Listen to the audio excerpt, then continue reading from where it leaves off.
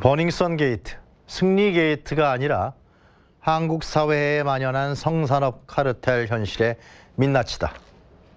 성문매매 문제 해결을 위한 전국연대의 지난 12일 성명 내용입니다. 외국인 투자자들에게 성접대를 했다는, 그것도 원정 성접대까지 했다는 내용은 너무나 충격적이었죠.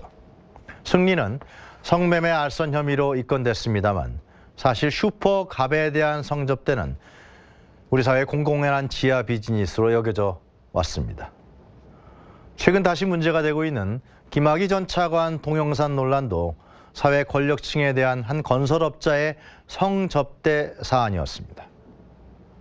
사실 우리의 전통적 역사에서는 성매매, 성접대 등 여성을 성적인 상품으로 도구화시켜서 공공연한 돈벌이를 시킨 사례는 결코 나타나지 않습니다.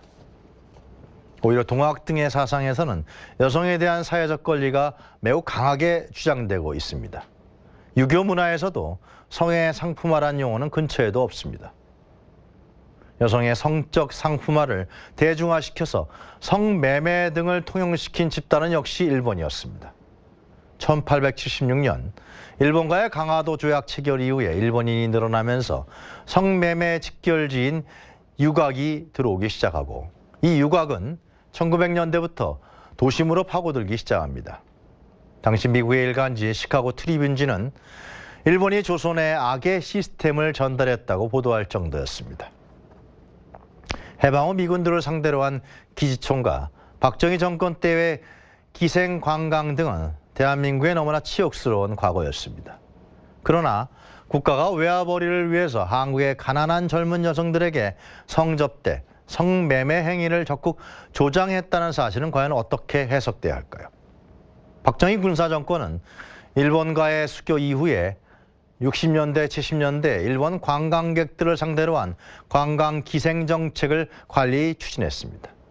등록증을 발급하고 정식 교육까지 공식적으로 시킬 정도였으니까요. 젊은 여성들을 팔아서 외화벌이를 한 굴욕적이고 반인권적인 정책, 국가 성접대의 효시가 군사정권 시절에 시작되었던 것입니다.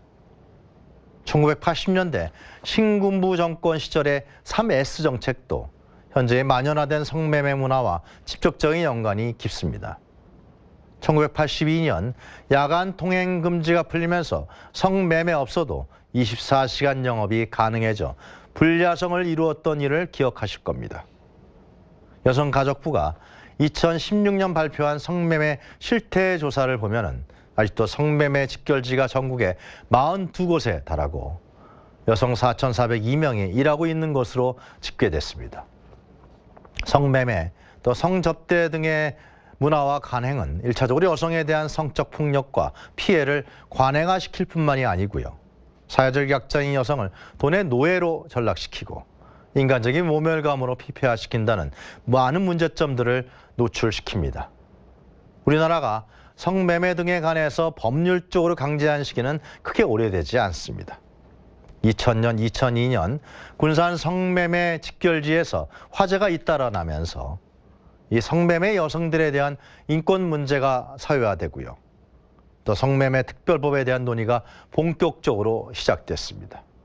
2004년에 성매매 알선 금지, 또 성매매 방지와 피해자 보호 등에 관한 법률인 성매매 특별법이 제정된 것이죠.